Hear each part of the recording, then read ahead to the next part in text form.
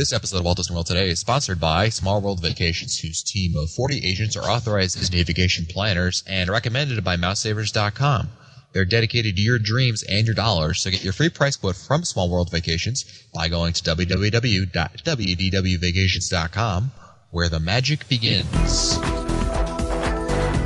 This is Walt Disney World Today. Give us 5 minutes and we'll give you the world. It's Monday, October 15th, 2007, and this is episode 322 of Walt Disney World Today. I'm Matt Hodgeberg from the news, StudioCentral.com, where we're having a launch party this Friday, October 19th. And for more details, go to StudioCentral.com/launch. On today's show, we have the Masters of Ceremony for the Studio Central launch party. It's Mike Newell of Mouse World Radio. Welcome, Mike. I thought I was just working it. You're also emceeing it. Oh, great. The inspiration for Mel Brooks' 2,000-year-old man is here. Mike Scopa of Mouse Planet, and all ears now. Welcome, Mike. Rich, Matt. Besides, they're tourists. What do they know? It's like the first time I heard that joke. You say it, Noel. Muppets. Sooner or later, it was bound to happen. You know it's going to happen. And also here is Len Tessa, who's the co-author of the unofficial guide to Walt Disney World. Welcome, Len. How's it going, Matt? Outstanding. Well, on today's show, we thought we would talk about an interesting topic, which is restaurants that many park guests are afraid of. And what we mean by that is restaurants that people are afraid to go to because they're afraid of the food that's being served there because it tends to be a little more ethnic than, you know, the food you get at the American Pavilion in Epcot. You know, something other than burgers.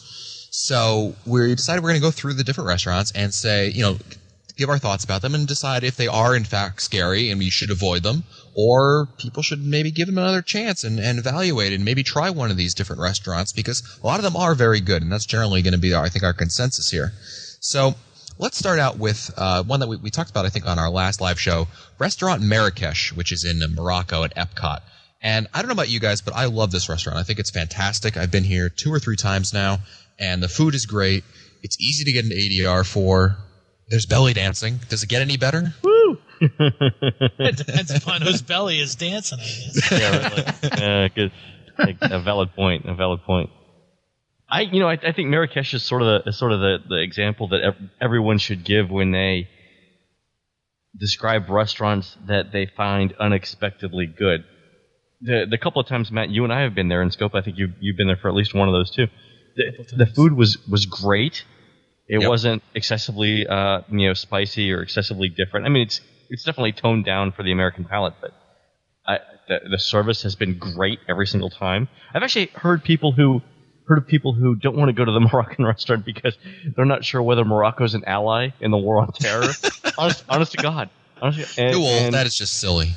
It's not new. We actually get email. What's the people want to know what the status of the Moroccan pavilion is. Since the war on terror. I'm like, yeah, Morocco's been an ally for a couple hundred years. I'm pretty sure everything's cool. But you cannot find friendlier service, and the food's really good. What do we normally get there? We get the Marrakesh feast, right? That's the sampler that has a lot of everything. That's a great option right there. I love that. That's great.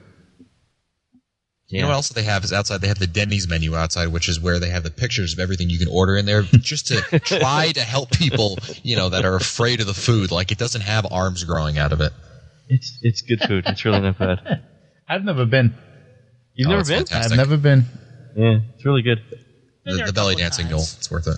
I actually ate there the night before the marathon this past year because I didn't have anything that night, and a couple of people I was with, I said, well, why don't we just try Morocco? And we walked right in. It was like 6:00, and we walked right in, and it was no problem at all. I must say, though, I live in an area that has a lot of Indian and Mideastern restaurants, and the food up here is really, really nice, spicy Indian food. And when I go down to Morocco, when I go in that restaurant, it's just it just doesn't do it for me. I mean, it's okay, but it's not the same kind of food, also, because Morocco, it's near Spain. I mean, this is Western Africa. It's not curries. It's not spicy foods like Len said. Although Glenn, I think you do have a point that it's definitely toned down. Certainly, I don't Yeah, think that's what I meant, Matt. Yeah, it's toned down quite a bit. I mean, I had the couscous chicken, and I think I make spicier couscous chicken than they do. So I think we'll give Restaurant Marrakesh. We'll give Restaurant Marrakesh a not so scary. Not so scary, right? No, definitely not. It's still scary to me. Newell, we'll have to bring you in over there. No, and it's funny because I just recently found out that the belly dancing is like confined to one area. Yeah, it is. I always thought it was like, It's like the non-smoking section. No. It's confined to the. Can I have the non-belly dancing area? Yeah, It's confined to the belly. No bear. I like the no bear midriff section. Well, you know my fear of character dining, where the characters sneak up on you, and I always thought that the belly dancers were like that. All of a sudden, they start a woman appears, and they're like, "Wait a minute, that's not Mary." Exactly. Hold on a second. You temptress, you. Another restaurant that a lot of people try to avoid and staying in the same park at Epcot is Beer Garden. Yes. Wait, that too. Really? This is the Mike Newell show, evidently. I do not like sitting next to people I don't know. But you know what? That almost never happens. Always happens every time I went. It did. Really? Yeah, oh, yeah. You know, it's because you're so jovial looking. People are like, "Oh, look at him! I can sit next to him." He's a people So person. jovial. Yes. You know what I found though helps breaks down the problems in dealing with other people. Lots of beer. There's a reason why it's called a social lubricant, right? I mean, and what better place to have the beer? It's true. It's such a Plus, the food. Is it not October? It's Is it not true. Oktoberfest in German? It is. I'm just saying, That's guys. right. You're October. I see. October. Yeah, Joel, maybe there's a drink around the world there in Epcot.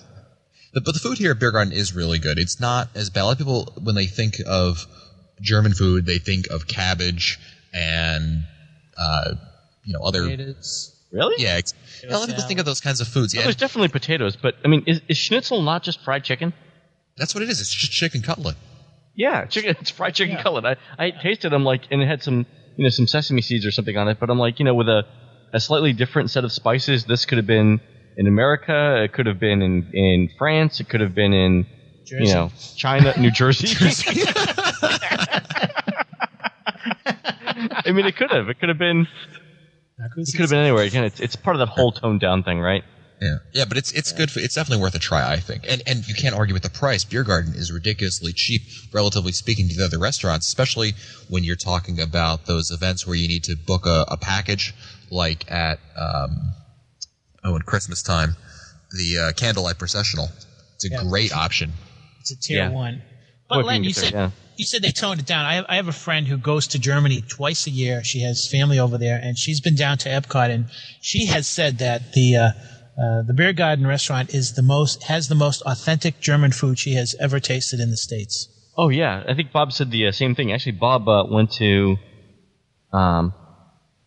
Germany after a beer tour of actual Germany, the country. He went to World Showcase, and he found them, not completely wrong in their food. I think he said the sausages, the brats, the wursts were all comparable to what you get. Yeah. I think it's definitely worth. I think this is another not so scary restaurant. Now we were talking about bearing midriffs before, and we'd have to mention Cape May Cafe, which is the next restaurant. What's the segue there? Explain that. Well, in the breakfast, Goofy wears a midriff, but we're not talking about I think we have to talk more about the dinner here because that's really the food. I like the Cape May Cafe for dinner. I know a lot of people don't. I like it. I don't. I think this one deserves the scary moniker that it's associated with for dinner. Why? It's clams and oysters and those kinds of foods are. You're playing with fire there because either it's fine or you miss out on an evening's activities because you're stuck in the bathroom of your resort. You're doubled over. You'll double over in a fetal position on the floor of a hotel bathroom. or you're puking into your Mickey rain hoodie on the bus. Oh, that's classic. Scopa, have you eaten at Cape May?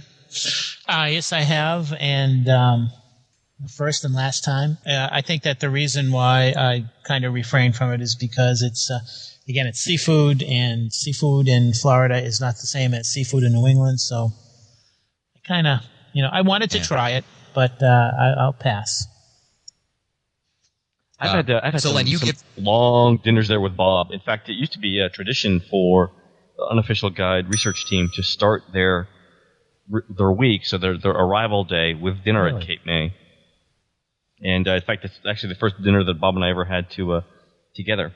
So you would give it Cape May Cafe, Len, a thumbs up on this one? Yeah, I think it's I've eaten there a couple times, and I've eaten a lot of food there a couple times, and I've never had a bad experience with the seafood. Now, I mean, obviously with mussels, yeah, one bad one will spoil the whole lot, and you would end up getting doubled over in the floor of your bathroom. But I don't think it's, for me, I think that it's definitely a better quality of food, and it's less odd than like Jico. Well, let's talk about Jico. Okay, so Jico is the one place in Walt Disney World where I would say the spices used are completely different than what I get, than what I'm used to. I mean, they're just completely different flavors than anything that I normally eat. And I'm a pretty adventurous eater. I've had Peruvian food, right? I mean, I'll go to any restaurant. I like sushi. I'll eat anything. Yep. That food tasted different to me. And I'm not saying it tasted bad. It's just the whole set of spices that they use at Chico. Yep. I could never get my I was going to say my head around, but I think my mouth around sounds like a better thing. It's just completely different spices. And I know some people love it and rave about it, and other people are like, it wasn't that good. But you see, I was there with you when we ate there last Mouse Fest, and I agree with you. I did not like it at all. It didn't do much for me. I thought it was completely overrated. And I ate there again earlier this year, and I really loved it. So I'm not sure what it was. I'm thinking that Jico, in that case, the time that you and I went, Len, it was just a bad night or something, because the food, not only my food, but everyone else I ate with the second time, was so much better. Really? And yeah, so I'm willing to give the thumbs up on Jico. I think it's definitely worth it. There's a lot of hype to it. There's no doubt about that. But the second time it lived up to the hype. Did the spices taste the same to you both times, or was it just completely different? Completely different. I remember when I ate with you, Len, it was terrible. I remember it was terrible when we ate. Remember? We were just oh my God. It wasn't good.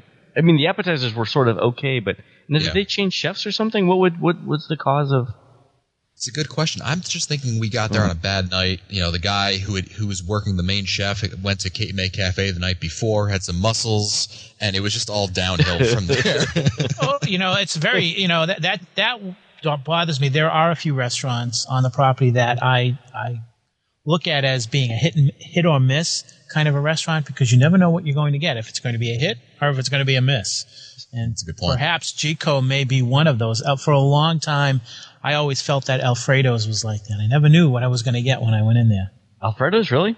Yeah. I haven't been to the new restaurant. We actually have Tutto Italiano, but I have reservations there for the upcoming race, so we're going to try it. But the appetizers there to me were always great. Oh, by the way, one quick thing for our listeners: don't post this anywhere, because I got to get my reservations tomorrow.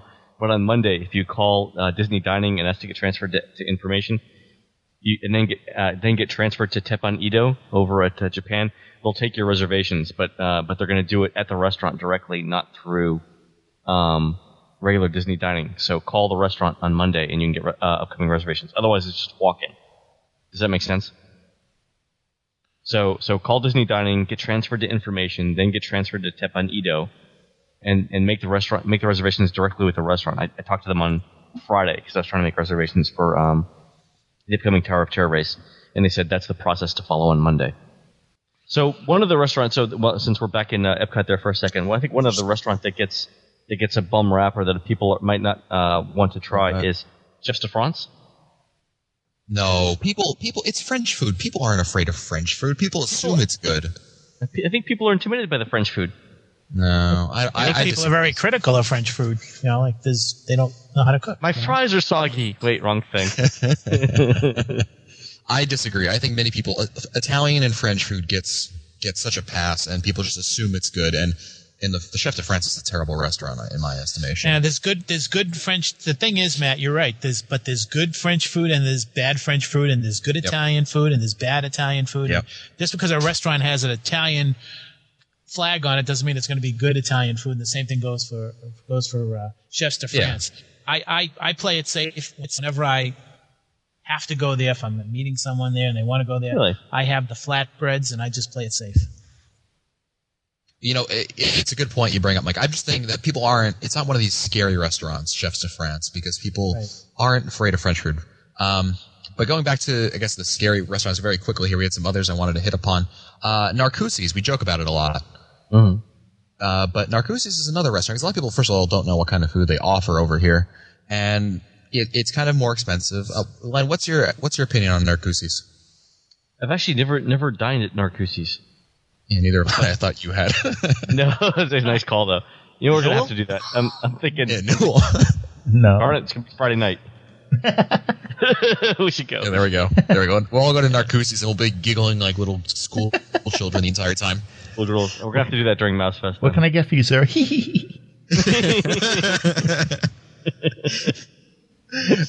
One last restaurant I wanted, two last actually. Flying Fish Cafe. Scopa's note in the chat for all of you guys who don't want to know why we're laughing. Scopa's note in the chat while we're talking about Narcoossee's in the menu was oysters, clams, olives, vitamin E.